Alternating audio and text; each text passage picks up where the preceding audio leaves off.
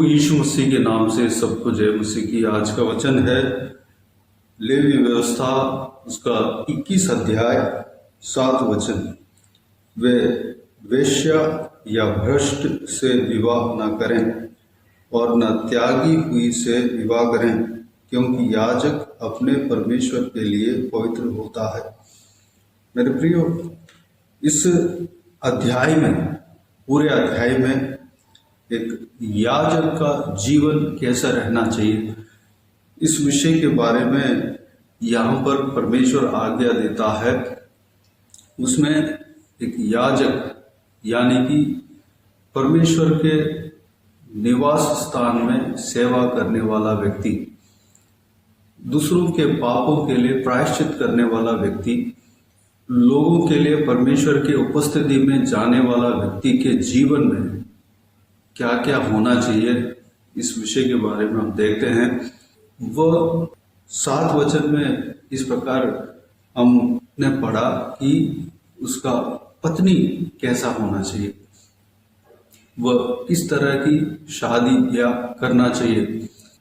वह कोई वेश्या से शादी नहीं करना चाहिए या भ्रष्ट किया हुआ स्त्री से शादी नहीं करना चाहिए, और त्यागी हुई से यानी कि डिवोर्स जिसका हुआ उस स्त्री से शादी नहीं करना चाहिए, क्योंकि परमेश्वर के याजक होने के नाते वह पवित्र होना चाहिए, उसका जीवन पवित्र होना चाहिए, परमेश्वर के लिए पवित्र उसका जीवन होना चाहिए, याजक पवित्र होना चाहिए।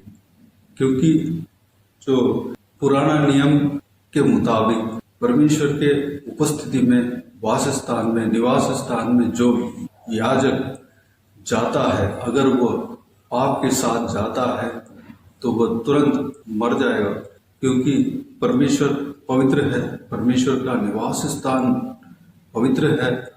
उसके अंदर जो साक्षी पेटी, उसके ऊपर परमेश्वर के महिमा उतरता है, परमेश्वर के महिमा के नजदीक याजक को जाना पड़ता है।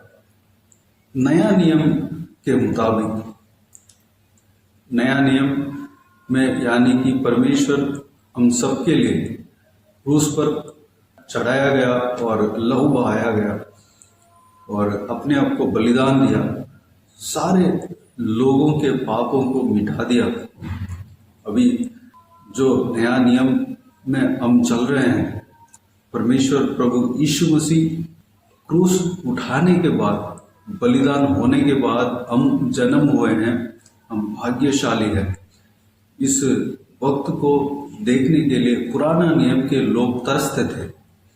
परमेश्वर प्रभु यीशु मसीह को देखने के लिए जो सर्वशक्तिमान परमेश्वर इंसान बनकर इस पृथ्वी में जन्म हुआ, उस कार्य को देखने के लिए पुराना नियम के पवित्र जन कई सारे लोग तरसते थे। इस विषय को नया नियम में जो पत्रियों में परमेश्वर के जो चेले थे, जिन्होंने पत्री को लिखा, उसमें लिखा हुआ है। तो हम भाग्यशाली हैं। परमेश्वर प्रभु यीशु मसीह मारा जाने के बाद, हमारे लिए मारा जाने के बाद, बलिदान होने के बाद हम जन्म हुए हैं। हमें पुराना नियम के बलिदान देने का आवश्यकता नहीं है, जानवरों को बलिदान देने का आवश्यकता नहीं है, क्योंकि हम परमेश्वर प्रभु यीशु मसीह के बलिदान के बाद जन्म हुए हैं। हम अपने आप को बलिदान देना है। प्रभु यीशु मसीह हमारे लिए अपने आप को बलि चढ़ा दिया, हम आज़ाद हो गए हैं। तो नया नियम के मुताबिक हर कोई जन, हर कोई व्यक्ति परमेश्वर का याजक कहलाया गया है।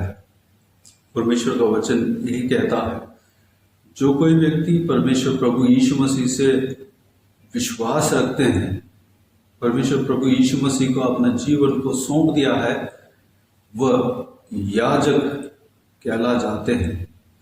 हर कोई व्यक्ति परमेश्वर प्रभु यीशु मसीह के नाम से परमेश्वर के निवास स्थान में जा सकता है, उनके पवित्र तंबू में जा सकता है, सर्वशक्तिमान यहोवा परमेश्वर के निकट जा सकता है, क्योंकि उसके लिए, उस व्यक्ति के लिए बलिदान हो चुका है। दोबारा प्रायश्चित करने का आवश्यकता नहीं है। वो याजक, यानी कि हम सब याजक हैं। इस वीडियो को देखने वाले जो भी जन हैं, सारे जन परमेश्वर के याजक हैं, क्योंकि आप परमेश्वर प्रभु यीशु मसीह से विश्वास रखते हैं। प्रभु यीशु मसीह सबको सेवकाई करने के लिए कहा, सारे लोगों को चेला बनाने के लिए कहा। परमेश्वर प्रभु यीशु मसीह इस धरती में आया और सबको चेला बनाया, और उन चेलों को आज्ञा दिया कि जाओ पृथ्वी में जहां जहां भी इंसान है सबको सुसमाचार सुनाओ और पिता पुत्र पवित्र आत्मा के नाम से बपतिस्मा दो और चेला बनाओ। प्रभु यीशु मसीह का चेला बनाने के लिए कहा। जो लोग सुसमाचार को सुने थे वो चेला बने, और वो लोग भी एक चेला, प्रभु यीशु मसीह का चेला जो काम करना चाहिए वो काम किए थे। वो लोग गए थे, वो लोग सुसमाचार सुनाए, प्रभु यीशु का चेला बनाया। इस तरह की परमेश्वर का कार्य है, यानी कि सब लोग परमेश्वर की सेवा करने वाले व्यक्ति हैं। सब लोगों को परमेश्वर के सेवा करना चाहिए। आप भी परमेश्वर को सेवा करना चाहिए। हर एक जन परमेश्वर को सेवा करना चाहिए। हम सब याजक हैं और राजा हैं। हमारा राजाओं का राजा प्रभु यीशु मसीह है। तो हमारे लिए जो नियम है, हम अगर शादी करेंगे पुराने नियम के मुताबिक, वेश्या से शादी नहीं करना, भ्रष्ट से विवाह नहीं करना और त्यागी हुई से शादी नहीं करना। इस दुनिया में परमेश्वर के नया नियम के मुताबिक सारे जन गलती किए हुए हैं।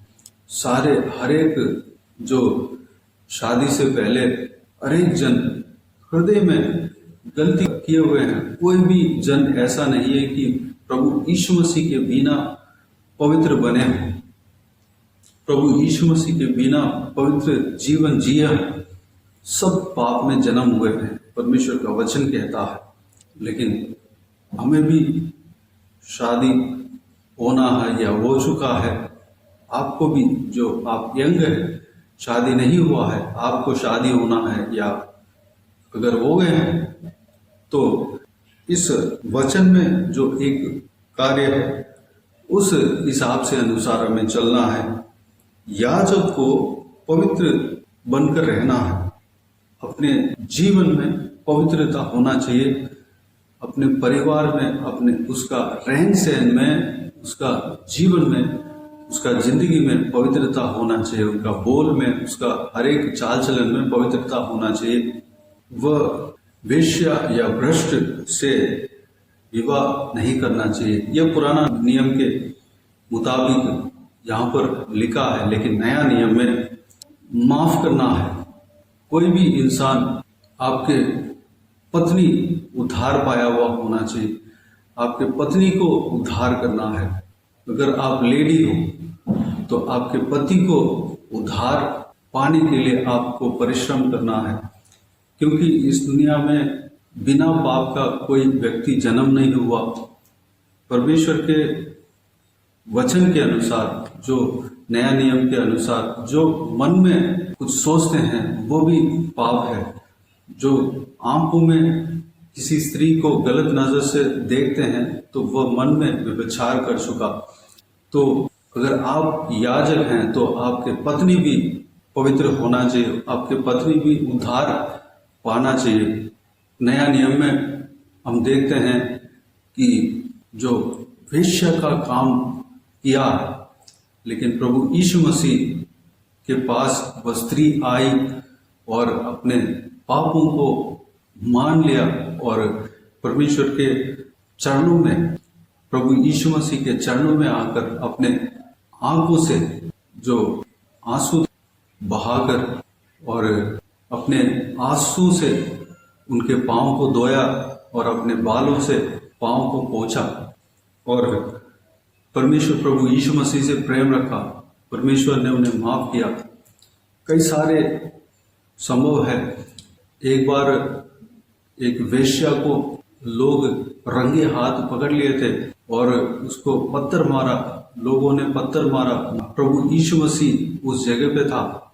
प्रभु यीशु मसीह ने उस औरत को छुड़ाया और उन्हें माफ किया और कहा, अब तुम पाप ना करना।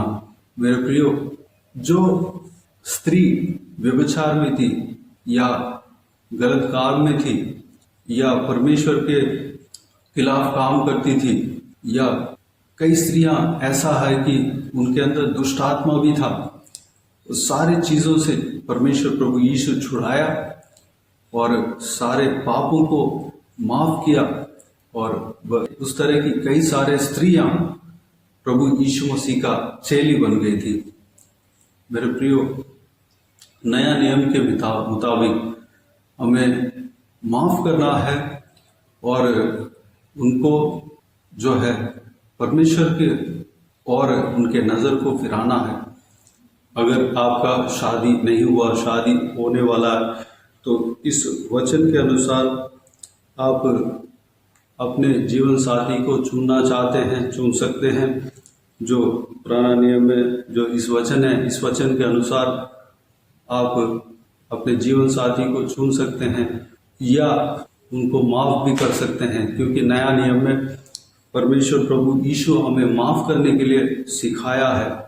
अगर हम दूसरों को माफ करेंगे और माफ करके उनका उद्धार के लिए हम प्रयास करेंगे और उनको परमेश्वर के ओर ले जाएंगे, तो परमेश्वर हमें अपरंपार आशीष देंगे।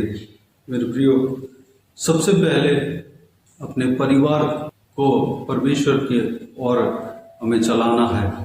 परमेश्वर के वचनों को परिवार में सिखाना है, उनको पवित्र कराना है, उनको परमेश्वर के उपस्थिति में ले जाना है, परमेश्वर के सुसमाचार को उनको सुनाना है, उनको उद्धार करना है।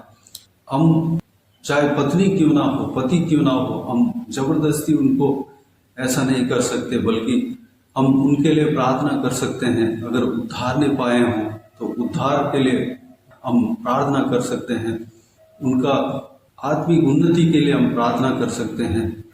हम परिवार के साथ परमेश्वर को सेवा करना है। ये नया नियम के मुताबिक हम परमेश्वर के वचनों में देखते हैं। अगर कोई परमेश्वर के भवन में सेवा करना चाहते हैं तो वो अपने परिवार को सबसे पहले चलाना चाहिए, अपने पत्नी बच्चों को संभालने वाला होना चाहिए। इस तरह की नया नियम में हम देखते हैं। मेरे प्रियो, हम सब ने पाप किया। परमेश्वर के उपस्थिति में जब गए थे, परमेश्वर ने पवित्र किया, हमें पवित्र बनाया। हमारा जीवन पवित्र होना चाहिए, हमारे परिवार पवित्रता के साथ होना चाहिए, पवित्र मार्ग में चलना चाहिए। हमारा सारे परिवार परमेश्वर के सेवा करना चाहिए। हमारे सारे बच्चे परमेश्वर में आगे बढ़ना चाहिए। यह एक याजक, जो नया नियम का याजक है, यानी कि जो परमेश्वर के भवन में कोई भी सेवा करता है, उसके लिए ये नियम, नया नियम देता है। मेरे प्रियो, नया नियम के आज्ञा को यहाँ पर परमेश्वर के चेला पवित्र प्रेरित पौलुस इस प्रकार कहता है, एक बिशप किस तरह रहना चाहिए, यानी कि कलीसिया में अध्यक्ष कैसे रहना चाहिए, उस विषय को हम तीमुथियुस की पहला पत्री उसका 3 अध्याय 1 से लेके 5 वचन तक हम देख सकते हैं। मैं पढ़ना चाहूँगा। ये बात सत्य है कि जो अध्यक्ष होना चाहता है वह भले काम की इच्छा करता है। यह आवश्यक है कि अध्यक्ष निर्दोष और एक ही पत्नी का पति, संयमी, सुशील, सभ्य, अतिथि सत्कार करने वाला और सिखाने में निपुण हो, पियक्कड़ या मारपीट करने वाला ना हो, वरन कोमल हो और न झगड़ालू और न धन का लोभी, हो, अपने घर का अच्छा प्रबंध करता हो और अपने बाल बच्चों को सारी गंभीरता से अधीन रखता हो। जब कोई अपने घर ही का प्रबंध करना ना जानता हो तो परमेश्वर की कलीसिया की रखवाली कैसे करेगा। इस तरह की परमेश्वर के चेला पवित्र प्रेरित पौलुस कहता है, यानी कि अपने घर को सही ढंग से प्रबंध नहीं करने वाला कलीसिया की रखवाली कैसा कर सकता है। इस तरह की परमेश्वर का नया नियम कहता है, मेरे प्रियो, हमारे परिवार को हमें परमेश्वर के मार्ग में चलाना आवश्यक है। हमारे पत्नी या पति अगर पाप में है तो उनको उद्धार के लिए हमें प्रार्थना करना है। अगर आप उद्धार पा चुके हैं तो आपके पत्नी भी उद्धार पाना चाहिए, आपके पति भी उद्धार पाना चाहिए, उनको उनके लिए प्रार्थना करना है। जो वचन हमने देखा उस वचन के अनुसार हमें पवित्र बने रहना है, परमेश्वर के लिए हमें पवित्र बने रहना है। तो आइए मेरे प्रियो, इस बहुमूल्य वचन में जो कुछ भी हमने मनन किया, सारे बातों के लिए परमेश्वर को धन्यवाद दे, स्तुति करें। आइए हम प्रार्थना में जाए। स्वर्गीय पिता दयालु परमेश्वर, आपको धन्यवाद देता हूँ आज का इस आपके बहुमूल्य वचन के लिए आपको धन्यवाद देता हूँ परमेश्वर। आज का वचन में जो हमने देखा, मनन किया परमेश्वर, सारे बातों के लिए आपको धन्यवाद देता हूँ परमेश्वर। हम अपने जीवन को पवित्र रखने पाए, क्योंकि हम नया नियम के मुताबिक हम याजक ठहरे हैं परमेश्वर। पिता, हमारे लिए जो भी नियम है पिता, हालेलुया, पवित्र रहना, उस पवित्र रहने का कार्य में हम अलर्ट रहने पाए परमेश्वर। पिताजी हालेलुया, हमारे साथी जो भी है परमेश्वर, हमारे पत्नी, हमारे जीवन साथी जो आपने दिया है परमेश्वर, उनको भी हालेलुया परमेश्वर हम उद्धार पाने के लिए हम परिश्रम करने पाए परमेश्वर, उनके लिए हम प्रार्थना करने पाए, उनका हालेलुया हम परमेश्वर हमारा परिवार को आपके उपस्थिति में ले जाने पाए परमेश्वर, आपके वचनों को सिखाने पाए, उनको उद्धार के मार्ग को दिखाने पाए परमेश्वर। अगर वो लोग उद्धार नहीं पाया, वो उद्धार पाने पाए परमेश्वर, हमारा जीवन पवित्र रहने पाए, हमारा परिवार पवित्र रहने पाए परमेश्वर। धन्यवाद देता हूँ, हालेलुया, धन्यवाद देता हूँ परमेश्वर। पिताजी, जो आपके आज्ञा है, आपके नियम है, उस नियम के अनुसार हम चलने पाए परमेश्वर। इस दुनिया में कोई भी इंसान हालेलुया पवित्र नहीं है, आपके बिना कोई भी इंसान पवित्र नहीं बन सकता परमेश्वर। सबने पाप किया है। हम दूसरों को माफ करने पाए जैसे आप दूसरों को माफ किया परमेश्वर। हालेलुया, बहुत बड़े बड़े पाप किए हुए स्त्रियों को परमेश्वर आपने माफ किया। हालेलुया, जो कई सारे हालेलुया लोगों को आपने माफ किया परमेश्वर। जो भी आपके उपस्थिति में आया और अपने पापों को माना तो परमेश्वर उनको माफ किया परमेश्वर। हम भी माफ करने का गुण, माफ करने का मन हमारे अंदर देना पिता। हालेलुया, धन्यवाद देता हूँ परमेश्वर।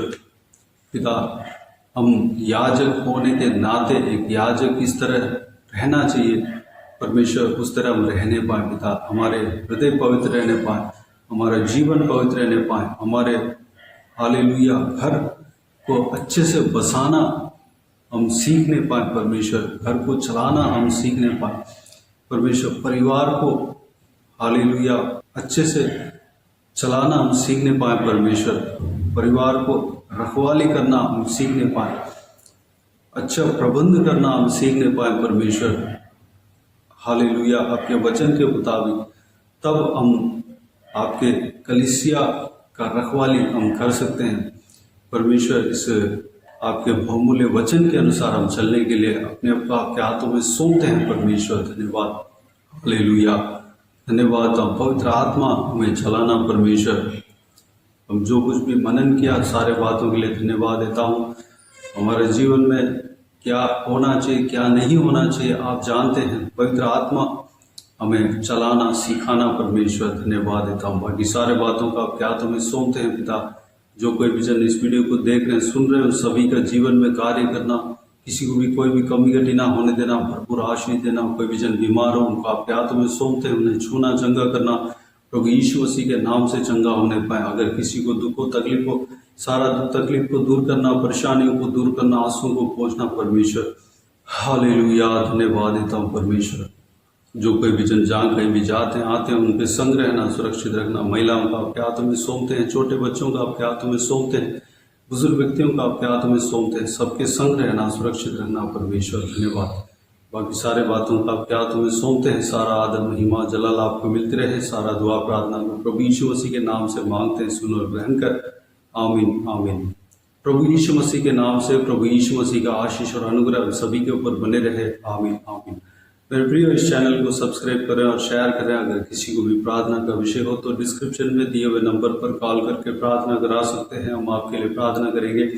आप अपने व्यक्तिगत प्रार्थना में हमारे लिए प्रार्थना कीजिए। इस सेवकाई के लिए, इस सेवकाई का उन्नति के लिए, सेवकाई में जुड़े हुए हर एक जन के लिए, हर एक आत्मिक उन्नति के लिए, तरक्की के लिए, आत्मिक आशीष के लिए, संसारिक आशीष के लिए, पारिवारिक आशीष के लिए प्रार्थना करें। प्रभु यीशु आप सबको आशीष दे। इस सेवकाई के द्वारा परमेश्वर आपके जीवन में कार्य किया हो वो भी हमें बता सकते हैं, ताकि हम सब मिलकर परमेश्वर को धन्यवाद दे सके, महिमा कर सके। प्रभु यीशु आप सबको आशीष दे। आमीन आमीन।